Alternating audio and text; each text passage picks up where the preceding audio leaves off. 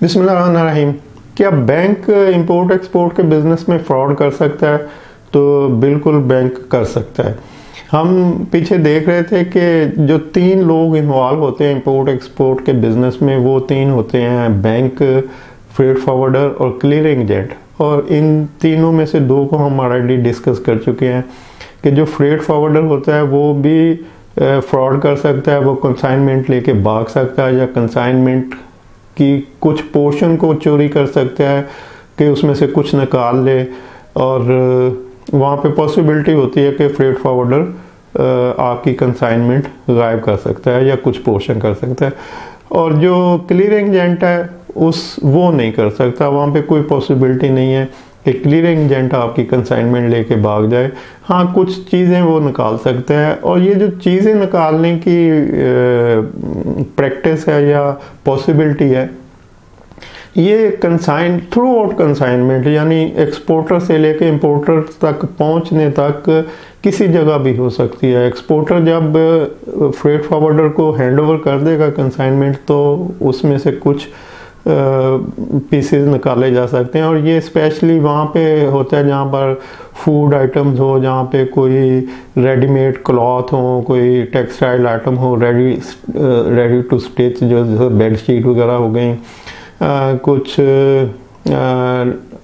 Electronics की item हो, decoration item हो, मतलब ऐसी चीज़ें जो लोगों को लुभाती हैं, लोगों को खींचती हैं कि जी एक आध पीस निकालने से क्या फ़र्क पड़ेगा, ये तो काम की चीज़ है। तो इस तरह की प्रैक्टिस थ्रू आउट कंसाइनमेंट जब ट्रैवल करती है, तो सबसे पहले फ्रेट फॉरवर्डर की नीयत बदल सकती है। उसके बाद वहाँ पे शिपिंग लाइन के पास कंसाइनमेंट जाएगी, और थ्रू आउट जो ट्रांजिट टाइम है वहाँ पे भी किसी की भी नीयत बदल सकती है अगर वो किसी ऐसी हालत में है कि उसको निकाला जा सकता है। और उसके बाद जिस जगह वो कंसाइनमेंट पहुंचेगी कस्टम क्लियरेंस में, वहाँ पे कस्टम वाले भी कर सकते हैं, क्लियरिंग एजेंट भी कर सकता है। फिर वो जो बंदा पोर्ट से लेके वेयर हाउस तक इंपोर्टर के डिलीवर करेगा अपनी गाड़ी में, वो भी कर सकता है। तो रास्ते में कोई भी बंदा कुछ भी कर सकता है, किसी की भी नीयत बदल सकती है, बशर्ते कि वो आइटम ऐसी हो जो उसके मतलब की है। अगर कोई रॉ मटेरियल है, जैसे प्लास्टिक का दाना है, बड़े बड़े तोड़े हैं 1000 किलो के, तो अब उसको किसी ने क्या निकालना है और क्या करना है। लेकिन अगर शुगर की बोरियां हों, ऑयल के टैंकर हों, या कुछ ऐसी आइटम हो जिसमें उसका इंटरेस्ट हो, तो वो उसमें से कुछ थोड़ा सा निकालने में हिचकिचाहट नहीं करेगा। तो ये practice through out the consignment, जितना भी ट्रैवलिंग टाइम होगा, ट्रांजिट टाइम होगा, उसमें किसी जगह भी हो सकती है। तो मतलब ये कि फ्रेट फॉरवर्डर भी कर सकता है और दूसरे भी लोग कर सकते हैं। इसलिए एक तो उसकी इंश्योरेंस करवाई जाती है, दूसरा एक्सपोर्टर खुद भी उसको लुक आफ्टर करता है कि भाई मेरी चीज़ है, मैंने सेल की है, तो ये सेफ एंड साउंड कंडीशन में इंपोर्टर तक पहुंच जाए। तो तीसरी पार्टी इन्वॉल्व होती है बैंक, और बैंक फ्रॉड कर सकता है, तो बिल्कुल बैंक भी कर सकता है।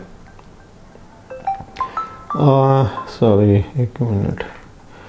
तो बैंक भी फ्रॉड कर सकता है। किस तरह से बैंक फ्रॉड कर सकता है कि बहुत सारी एलसीज एक्सपोर्ट की ऐसी आती हैं जो छोटे छोटे, जैसे कैमन आइलैंड या कोई ऐसे छोटे जजीरे जहाँ पे उस इलाके का कोई बैंक होता है, वो अपनी एलसी इशू करता है, और कि जी मुझे, यानी इंपोर्ट एलसी किसी ने वहाँ से इशू की और यहाँ पे आ गई पाकिस्तान में कि जी इसने इतने कंटेनर इस चीज़ के मंगवाए, या एक कंटेनर मंगवाया बेडशीट का। तो अब वो शिपमेंट हो गई, उसकी डॉक्यूमेंट्स चले गए बैंक को, और उसके बाद वो बैंक बंद हो गया, यानी बैंक ही भाग गया, बैंक था ही नहीं वहाँ पे। यानी वो बैंक जो है वही बेसिकली कस्टमर था। तो कस्टमर ने अपना ही बैंक खोला, एलसी इशू की, और यहाँ से शिपमेंट ली और डॉक्यूमेंट्स लिए उसके, और उसके बाद ताला लगाया बैंक को, और बैंक बंद। अब आप सोचेंगे कि ऐसे कैसे हो सकता है, क्या यहाँ से जो एक्सपोर्टर एक्सपोर्ट करते हैं क्या वो पागल हैं? तो इसके 2 तरीके हैं। नंबर 1, अगर तो एक्सपोर्टर अक्लमंद है तो वो कहेगा अपने उस एलसी ओपनिंग बैंक से कि मैं इसमें ऐड कंफर्मेशन कराना चाहता हूँ। तो ऐड कंफर्मेशन किस लिए निकली है? यानी अगर एक्सपोर्टर को इंपोर्टर के ऊपर इतना ही ट्रस्ट हो और वो जो एलसी आ रही है वो उस पर आंखें बंद करके बिलीव कर ले, तो फिर तो ऐड कंफर्मेशन की ज़रूरत ही नहीं होती।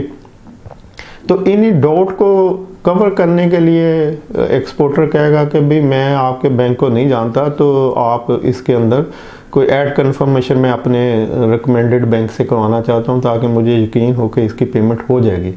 लेकिन फिर भी इनिशियल स्टेज पे छोटे जो एक्सपोर्टर होते हैं जिनका स्टार्ट होता है वो फंस जाते हैं, यानी कोई एक तो फंस जाएगा ना, तो 1000 अगर न्यू कमर काम कर रहे हैं तो 99 सक्सेसफुल होंगे तो एक फंस जाएगा। तो ये प्रैक्टिस भी होती है कि एलसी बोगस होती है और वहाँ पे कोई बैंक नहीं होता।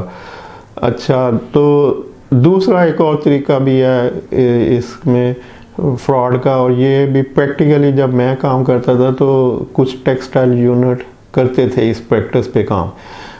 होता ये था कि गवर्नमेंट कुछ इंसेंटिव देती थी एक्सपोर्टर को, जैसे एक तो रिबेट ही देती है जो फॉरेन डबल ही एक्सपोर्ट रिबेट होता है, मुझे अब उसका सही तरह नाम नहीं याद आ रहा। चलें, बहरहाल मतलब गवर्नमेंट कुछ रिबेट देती थी एक्सपोर्टर को। तो कुछ बोगस एक्सपोर्टर, कुछ लोगों ने ऐसे एक्सपोर्ट हाउस बनाए हुए थे जो सिर्फ उस रिबेट को हासिल करने के लिए बोगस कंसाइनमेंट शिप कर देते थे। यानी कंसाइनमेंट शिप नहीं होती थी, एक एलसी आती थी बाहर से किसी भी अननोन XYZ बैंक से, और उस एलसी के अगेंस्ट शिपिंग डॉक्यूमेंट्स बैंक में प्रेजेंट कर दिए जाते थे कि जी हमने शिपमेंट कर दी है, ये उसके शिपिंग डॉक्यूमेंट्स हैं, तो आप हमें इसकी पेमेंट मंगवा दें। तो अब वो शिपिंग डॉक्यूमेंट्स जाते थे उस एलसी ओपनिंग बैंक को, और वहाँ से पेमेंट उस शिपिंग डॉक्यूमेंट्स के अगेंस्ट हो जाती थी एक्सपोर्टर को। तो एक्सपोर्टर वो पेमेंट भी लेता था और उसके ऊपर फिर रिबेट लेता था, गवर्नमेंट से क्लेम करता था कि जी ये मेरी इतनी एक्सपोर्ट हुई है तो मुझे इसका रिबेट अलाउ करें। अच्छा, अब वो पेमेंट कहाँ से होती थी, तो वो उसी का बंदा वहाँ पर बैठा होता था। यानी यहाँ पे एक्सपोर्टर ने कोई शिपमेंट नहीं की, फिजिकली कुछ नहीं किया, उसने सिर्फ शिपिंग डॉक्यूमेंट्स बैंक को प्रेजेंट किए और बायर से उतनी डॉलर उसकी पेमेंट रीइंबर्स हो गई, पेमेंट यहाँ पर आ गई, और उसके बाद उसने उसका क्लेम कर दिया। तो इट मीन्स कि वो जो उसने अपनी पेमेंट भिजवाई थी तो वो तो उसी की थी, लेकिन जो उसको रिबेट मिला उसके ऊपर वो उसका एक्चुअल प्रॉफिट था। तो फ़र्ज़ करें कि आपको 10% 15% रिबेट मिल जाता है, तो बेहतरीन बिजनेस है। तो अब होता उसमें ये था कि उसमें जो बिल ऑफ लेडिंग होता था वो बोगस होता था, बाकी डॉक्यूमेंट्स तो एक्सपोर्टर ने खुद ही बनाने हैं।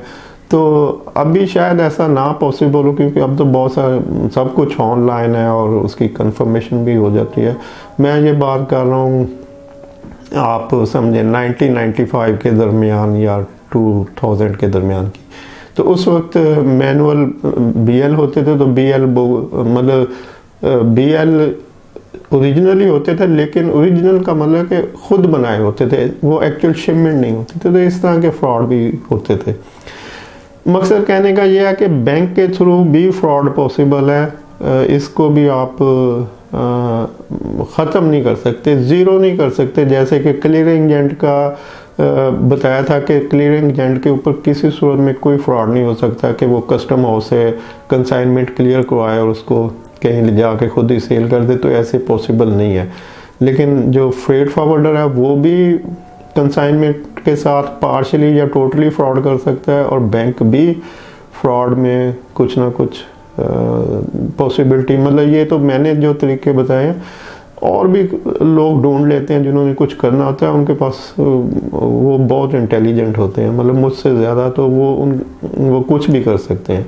तो यहाँ पर भी मतलब मैंने वो बताए जो पीछे हो चुके हैं, आगे जो लोग और सोचते हैं कि ऐसे भी हो सकता है, ऐसे भी कर सकते हैं, वो सेपरेट है। तो बैंक के थ्रू भी इंपोर्ट एक्सपोर्ट बिजनेस में फ्रॉड होते हैं।